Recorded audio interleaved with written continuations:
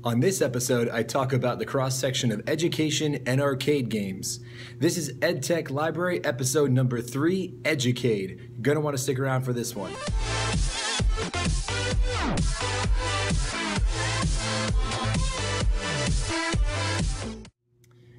What's up, everyone? I'm Mike, and welcome to Edtech Library. Had a bit of a layoff since the last episode. Episode 2 was on Ed Metal. Came out Friday last week. Unfortunately, had a bout of laryngitis over the weekend, so I had to take a few days off before I could get some good audio.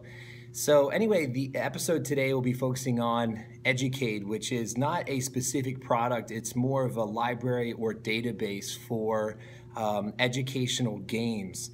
Now, I say that with a very loose term, or I use the word games very loosely because it has a lot more than just games in it. So we'll see some of that as we head to the look-in in a bit, but this field in particular, educational gaming, has been pretty elusive for a long time. Game makers have had a hard time tapping into those same intrinsic motivators, extrinsic motivators that you see in video games that are being sold for like PlayStation 4, Xbox, things like that. It's really been a long time since hits like Carmen Sandiego came out. Those of you who grew up in the 90s probably remember that show very well. There is a modern day version of that game, but it doesn't quite have the same feel to it, I think, as the old one. I guess it's just kind of my bias, but in a case of Educade, Educade is compiling all sorts of different things such as simulations, games, apps, inquiry learning scenarios, and even augmented reality, which could potentially be a huge game changer in terms of education. It has a lot of implications, which I'll talk about in future episodes. But this web app has complete lessons for a lot of these different types of, I guess you could say, games or scenarios, whatever you want to call them, simulations. And they cover all sorts of different curriculum fields. So it's a really neat product because it provides you access to all sorts of different games. It doesn't matter what type of field you're in, whether it's science, math, social studies, language arts as well. So we're going to head to the look and take a little bit more, or a little closer look, I should say, at Educade. So as we head in here to the look-in, you can see on the screen here I have educade.org set up. Now, one thing to note that if you take a look at the top of the screen here, I've logged in and you can see a couple items across the top of our dashboard. Just under that though, however, you see a couple items here and I'm just circling them. Game Desk is the parent company for, or the parent organization for Educade.org. And Game Desk has actually the backing of quite a few prestigious groups.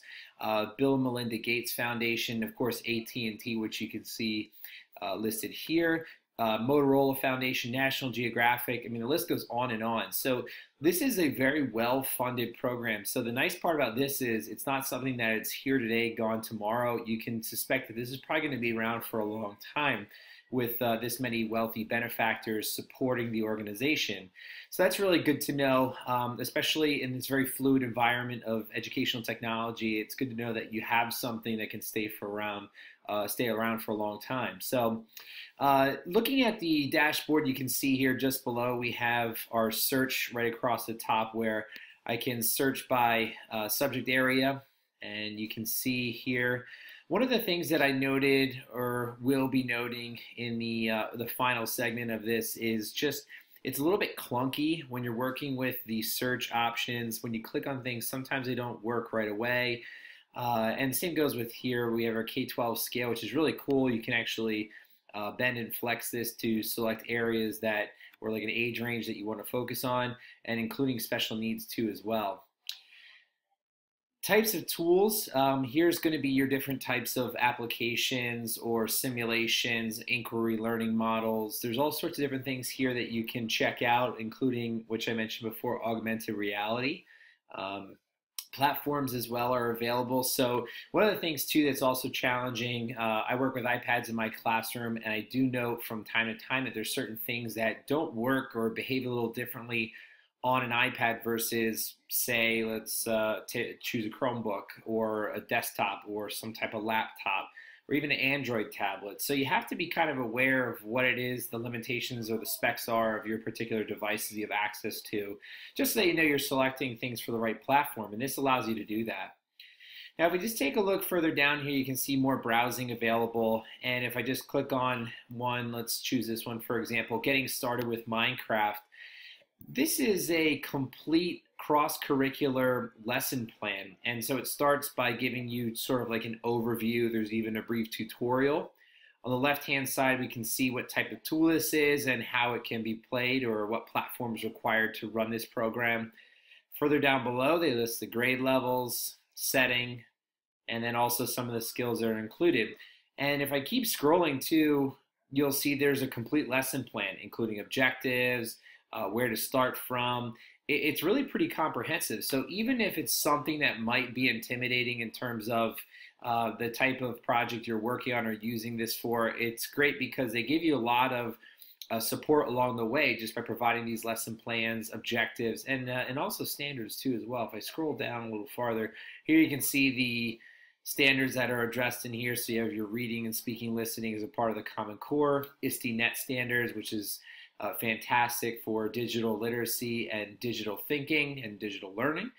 And so this is just one example. Now, if I really like something that I find here in Educade, they make it very easy to house the things that you like. And so I can see over here at the very top, and it works the same in every single different item you click on or piece of content that you click on.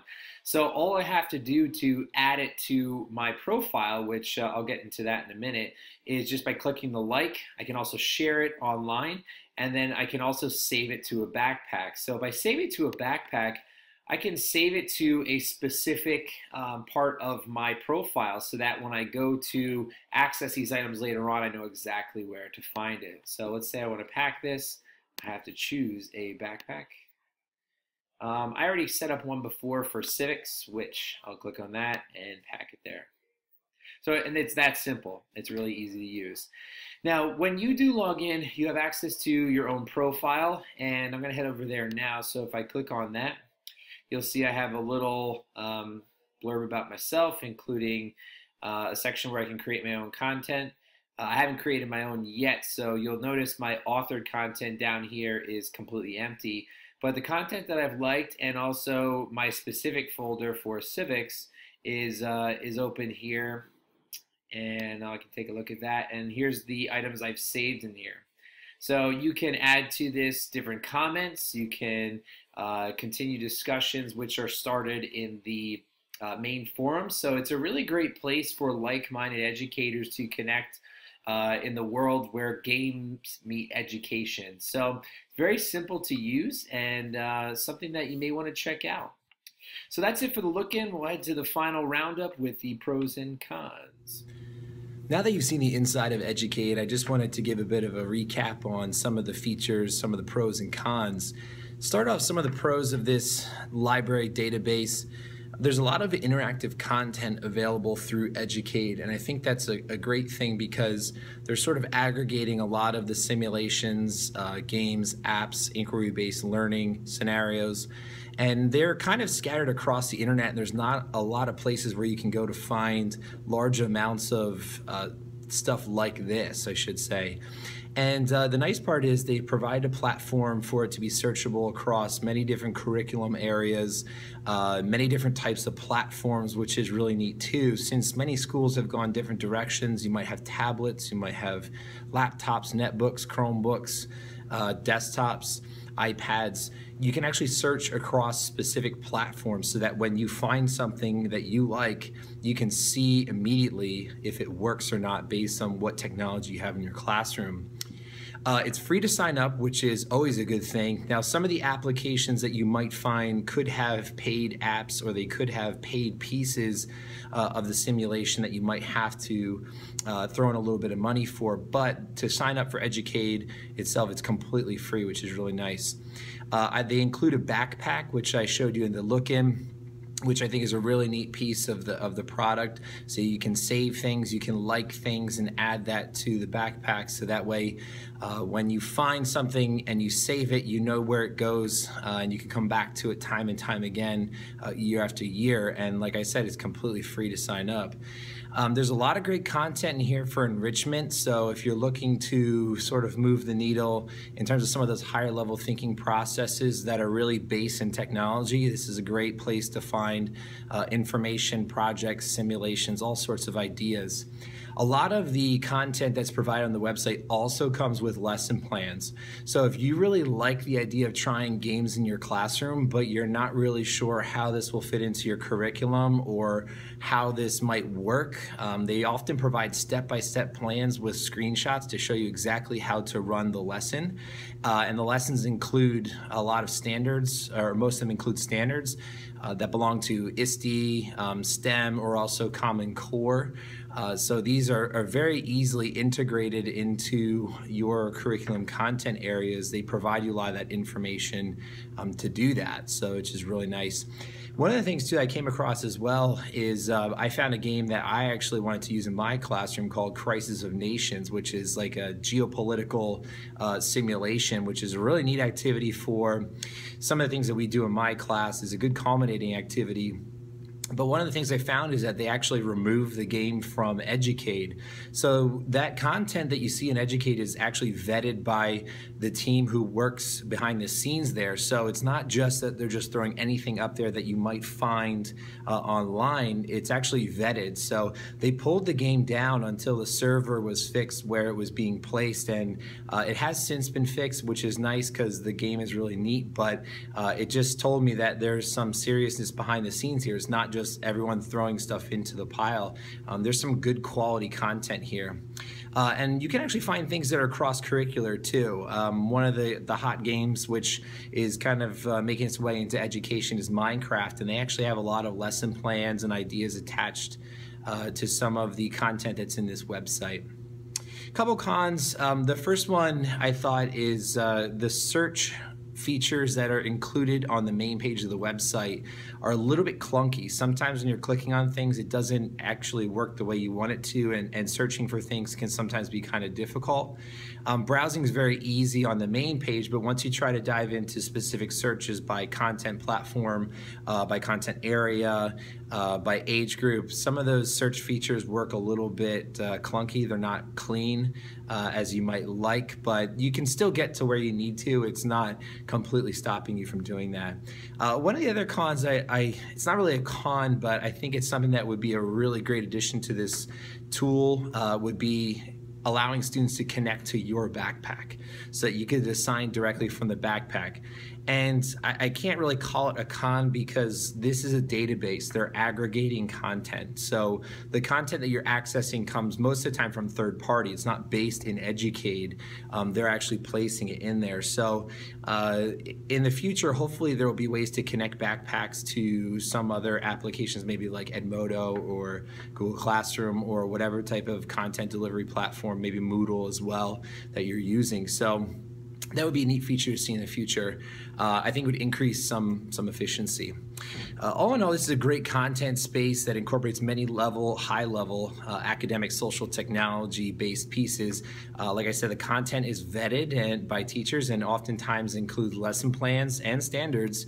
And for those who want to look at these tools and how they're used in the classroom, it's very, very easy. It allows you to integrate things quickly.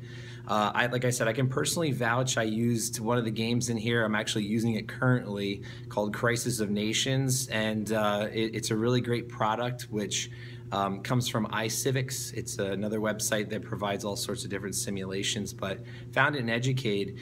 So there's a lot of things besides that I'll be using in my classroom this year, and I really like the product. I think you should definitely check it out if you have the time. If you definitely like games, then this is a place to go.